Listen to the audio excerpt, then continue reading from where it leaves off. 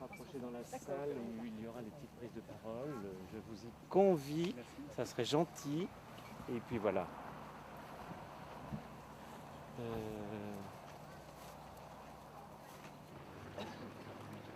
Je ne pense pas. Non, je suis sûre que non, même. Parce que vous deviez venir un soir et c'est le jour où vous avez eu votre accident de voiture. Voilà, il arrive toujours des choses.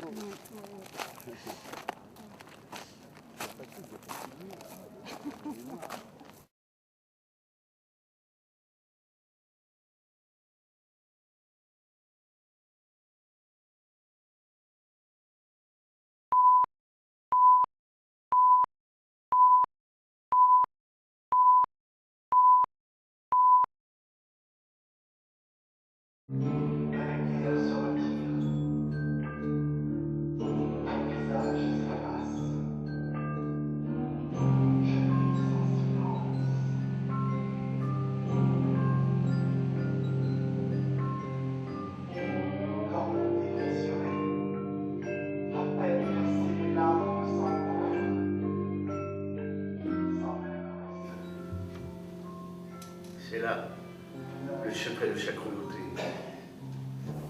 Elle est incrustée dans les cuissons. Ah non.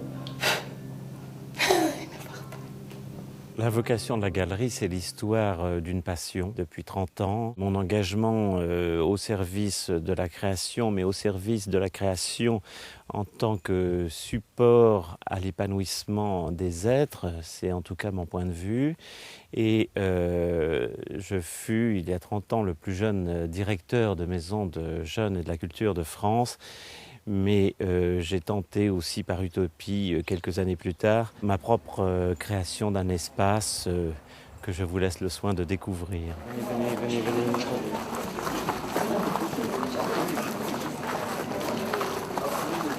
De M. Vincent et de la table, là.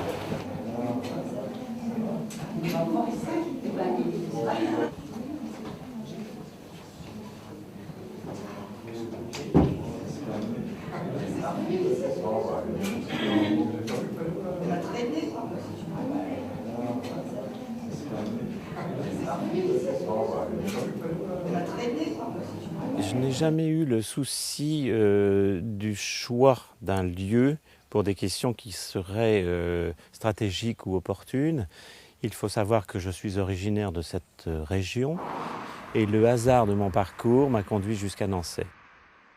À l'heure actuelle, nous recevons 4 dossiers par jour en moyenne d'artistes qui souhaiteraient venir se joindre à nous, ce qui est en définitive très, très compliqué pour moi, car l'entité artistique que j'ai constituée, j'y suis resté fidèle par principe, c'est un engagement. Chacun des artistes attend un effort maximum de notre part, et l'entité constituée, 80 artistes, est déjà assez lourde. Je dois dire que nous sommes maintenant très au point car nous avons formé une équipe de 8 personnes. Bien sûr, mon épouse à qui je souhaite rendre hommage puisque c'est elle qui assume cette partie ingrate que l'on appelle l'administration. Avec les petites serviettes de soie. Voilà, au niveau des boissons fraîches, donc comme d'habitude, vous ouvrez les fruits qui sont là dans les frigos, mais comme il faisait très chaud. Au niveau de l'activité, de la galerie, effectivement, c'est ce qui est passionnant, j'ai une certaine polyvalence, mais en particulier tout le côté administratif, puisque moi j'ai connu Gérard assez jeune et j'ai fait mes études en fonction de l'activité qui existait déjà. Et je mets en application ces études, effectivement, pour m'occuper de tout ce qui est gestion des stocks. Je gère pratiquement au bilan, puisque je vois un comptable que 3 demi-journées par an. Quand on a commencé l'activité, on faisait 800 adresses à la main, on collait les timbres, et maintenant tout le système est informatisé, donc on a évolué en 30 ans avec l'évolution aussi des activités. Voilà, 17h. D'accord. Donc ça va, ça laisse le temps déjà d'organiser. Merci. Avec les artistes, évidemment, le but est de partager en profondeur ce qui les anime, ce qui les questionne. Je crois qu'ils reconnaissent que la qualité de mes insomnies est à peu près de la même nature que les leurs.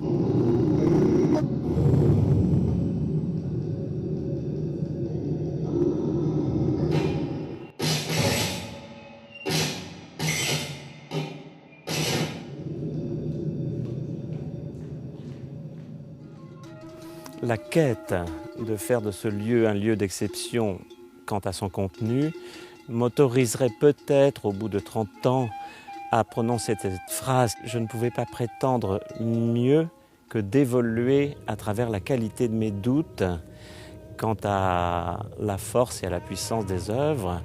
Et c'est ce qui fait peut-être le niveau de mon exigence et la reconnaissance d'un contenu.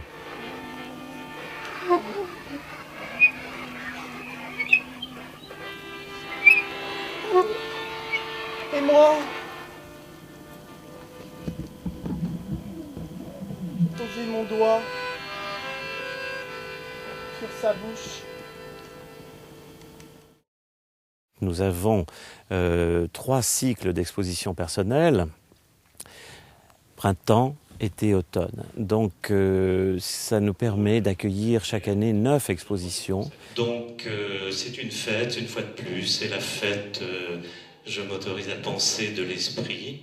C'est la fête qui rend hommage, et ça je tiens à le souligner, aux artistes qui nous font confiance depuis si longtemps. Nous avons le bonheur d'accueillir un plateau de 4 artistes tout à fait importants.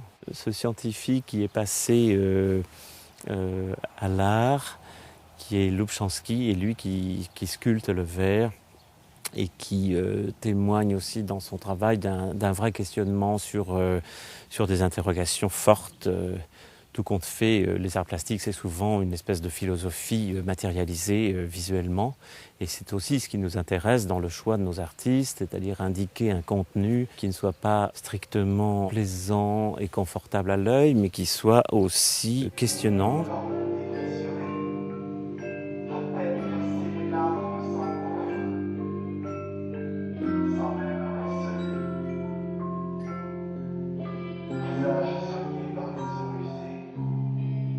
Puis le doyen Cazeneuve, 92 ans, céramiste de génie, une espèce de facteur cheval, un poète absolu de l'art céramique. Il broie des pierres avec un vieux moulin à vent pour créer ses émaux.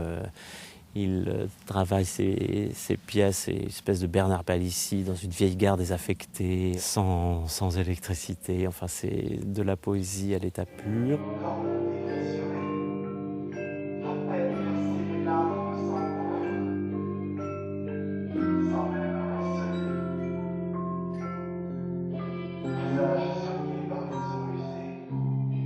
Franta, ce grand peintre de l'engagement par rapport à l'humain, c'est lui qui a été choisi, par exemple, lors de l'inauguration du musée d'Hiroshima pour une œuvre qui témoigne de cette espèce d'holocauste effrayant. Un peintre, un sculpteur, son souci, le premier, c'est peut-être de partager son travail, parce que une peinture, c'est une tentative de dialoguer avec celui qui va passer, qui va jeter un regard sur la sculpture ou sur la peinture. Gérard nous aide beaucoup, nous facilite ce partage qui est, encore une fois, très important pour nous. Moi, j'ai été frappé depuis la première rencontre par la passion de Gérard pour l'art plastique, sa générosité et cette capacité de faire partager votre travail avec ceux qui viennent dans ce lieu qui est, encore une fois, tout à fait exceptionnel, qui est aussi le reflet d'une générosité, parce que si je me souviens bien, le lieu a été réalisé avec l'aide des potiers, des céramistes, des peintres qui vivaient dans le coin.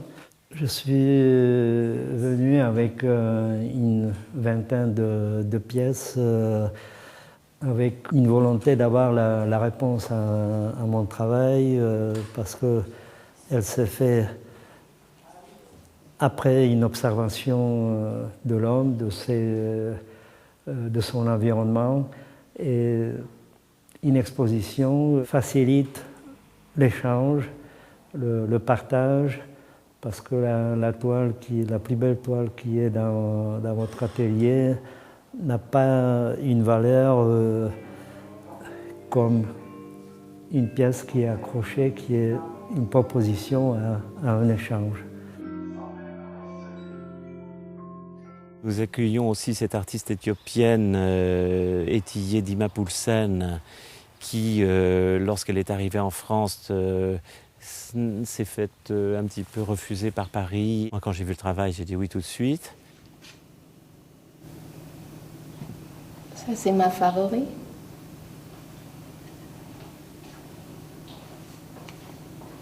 Une danse, son expression. Mais les danseuses, c'est de mes préférées en ce moment. J'ai rencontré Gérard Capazza et sa femme Sophie dans un petit village qui s'appelle La Borne, où il y a beaucoup de céramistes. Et ils ont voulu prendre le risque de montrer une jeune artiste que personne connaissait. Et en fait, mes débuts, ça s'était fait ici. Et j'avais essayé de rentrer dans d'autres galeries en France, mais c'était très difficile. On m'a un peu envoyé balader. Et c'est une anecdote que je raconte souvent. C'est vraiment grâce à eux que j'ai pu rentrer dans d'autres galeries, à Paris, en Fleurs, un peu partout. Je suis très reconnaissant, entre guillemets, pour ça aussi. Ils courent le risque de montrer des choses parce qu'il y a toujours eu ce genre de lutte entre qu'est-ce que c'est l'artisanat, qu'est-ce que c'est l'art depuis la nuit de temps. Et quelque part, beaucoup de galeries d'art contemporain, ils vont dire si c'est la céramique, c'est pas coté comme une bronze, enfin, c'est pas la sculpture. Et ce que j'aime, c'est qu'ils montrent des choses sans discrimination ici, seulement sur la valeur artistique de l'objet en question.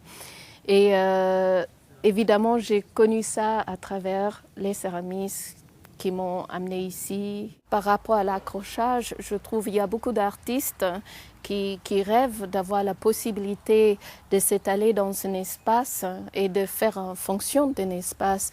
Donc aussi quand tu fais quelque chose d'assez grand. Bon, là, ce n'est pas mon cas dans cette expo-ci, mais c'est vrai qu'il y a des potentiels pour les sculpteurs et les peintres aussi. Il suffit de regarder les peintures autour ici.